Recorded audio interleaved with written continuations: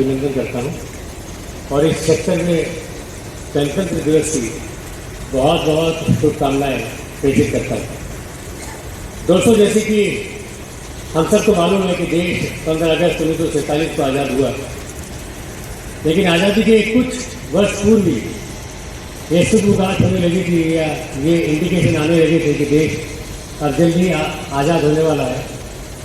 तो 1928 में अपना पंडित मोतीलाल नेहरू जी की अध्यक्षता में उस समय के कांग्रेस के 8 बड़े नेताओं ने पहली बार एक संविधान का ढांचा या प्रारूप तैयार किया, जिसको भी 1947 में देश की आज़ादी के बाद जब डॉक्टर राजेंद्र प्रसाद अपना प्रथम राष्ट्रपति बने, तो बाबा साहब अम्बेडकर, जो कि अपना पितृ पुरुष माने जाते हैं संविधान के, उनको एक जिम्मेदारी सौंपी गई कि अपना वो संविधान लिखें। और उस कमेटी में मिस्टर सुरेंद्रनाथ मुखर्जी और BN रॉय थे, जिनकी बहुत अहम भूमिका इस पूरे ड्राफ्ट को, पूरे संविधान को बनाने में रही।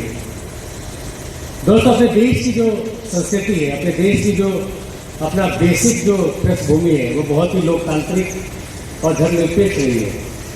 और इस संविधान की जो रचना हुई, ये भी उसी को ध्यान में रखते हुए कि इतने बहुआयामी और बहुभाषी और बहु क्षेत्र से संपन्न अपने देश में किस तरीके से लोकतांत्रिक प्रक्रिया आगे चलेगी।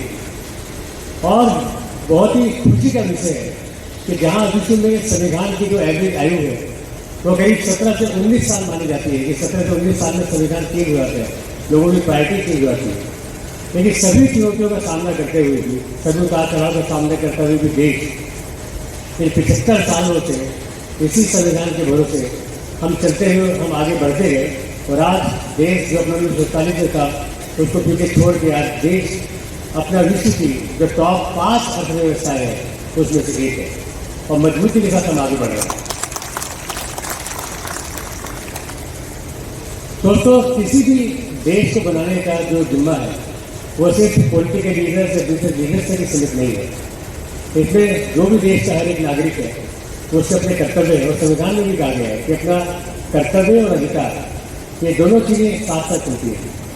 लेकिन प्राय क्या होता है कि देखने में आता है कि लोग और हम सब अपने अधिकारों की बात ज़्यादा करते हैं और कहीं ना कहीं जो हमारे कर्तव्य है वो थोड़ा पीछे छूट जाते हैं। तो मैं ये आह्वान करूँगा आप सबसे कि अपने अधिकारों की रक्षा तो करना ही है, लेकिन ये भी ध्यान में रखते हुए चलें कि हम अपने कर्तव्यों का पालन पूरी ईमानदारी से कर रहे हैं कि नहीं कर रहे। अगर मैं अपने जो चेयरमैन है श्रीयुत कुमार मंगल बिरला जी की बात करूँ, उन्होंने 2025 के विषय में कहा कि 3 जो यू है कि जो आने वाला जो समय है बहुत ही अनप्रेडिक्टेबल रहने वाला है, अनसर्टेन रहने वाला है और अनऑर्थोडॉक्स रहने वाला है। ये चीज़ें ऐसी होंगी जिसमें कि आपको हर उस चीज़ के लिए तैयार होना पड़ेगा जो कि सरप्राइज के रूप में सामने आ सकती है। तो हम सब मिलजुल के इस उद्योग के लिए ऐसे वातावरण का निर्माण करें जहाँ पर कि कोई भी चुनौती अपने को ये ना लगे कि चुनौती है और उसका सोल्यूशन सब मिलकर निकाल सकें। अगर मैं 15 अगस्त से 26 जनवरी यानी पिछले 5-6 महीनों की बात करूँ तो एक बहुत आमूलचूल जो परिवर्तन अपना देखने में आया है अपने पूरे उद्योगों की सेफ्टी के प्रति अपनी जागरूकता। निश्चित तौर पर सेफ्टी के प्रति जागरूकता में जो आप लोगों ने जो योगदान दिया है और आप लोग जिस तरीके से आगे बढ़ रहे हैं, ये बहुत ही हर्ष का विषय है। मैं आप सबको बहुत ही साधुवाद देना चाहूँगा और मैं बोलना चाहूँगा कि इस जर्नी को ऐसे अपने कंटिन्यू करना है, क्योंकि जो भी अपने भाई या जो बहन अपने प्लांट के अंदर आते हैं, जिस हिसाब से प्लांट के अंदर आए उस हिसाब से प्लांट से वापस जाए। दूसरा, अपना लॉन्ग टर्म सेटलमेंट इसी दरमियान हर समय पूरा किया। कि लॉन्ग टर्म सेटलमेंट में सभी यूनियनों का जिस तरीके से सहयोग रहा, सभी श्रमिक भाइयों का जिस तरीके से सहयोग रहा, उन सबके सहयोग की बदौलत ही इस सबको करने में कामयाबी मिली। तो इसलिए भी मैं मैनेजमेंट की तरफ से आप सबका बहुत बहुत आभार प्रकट करता हूँ। दोस्तों, पिछले साल जो था, पिछले 12 महीने अपनी पेपर इंडस्ट्री के लिए बहुत ही अच्छे महीने नहीं थे। उसका एक कारण ये भी था कि विश्व की जो 2 सबसे बड़े लोकतांत्रिक देश है, अमेरिका और भारत, दोनों जगह अपना इलेक्शन थे। इलेक्शन के चक्कर में बहुत सारे गवर्नमेंट के जो ऑर्डर्स हैं वो सब पोस्टपोन हो जाते हैं। लेकिन आज अब दोनों लोकतांत्रिक जो देश हैं वो इस प्रक्रिया से बाहर आ चुके हैं।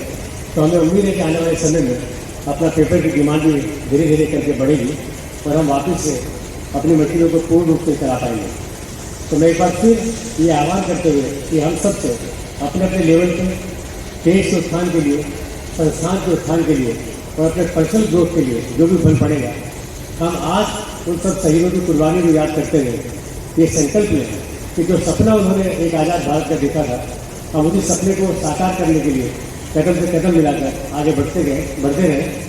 तो जय उत्तराखंड, जय हिंद।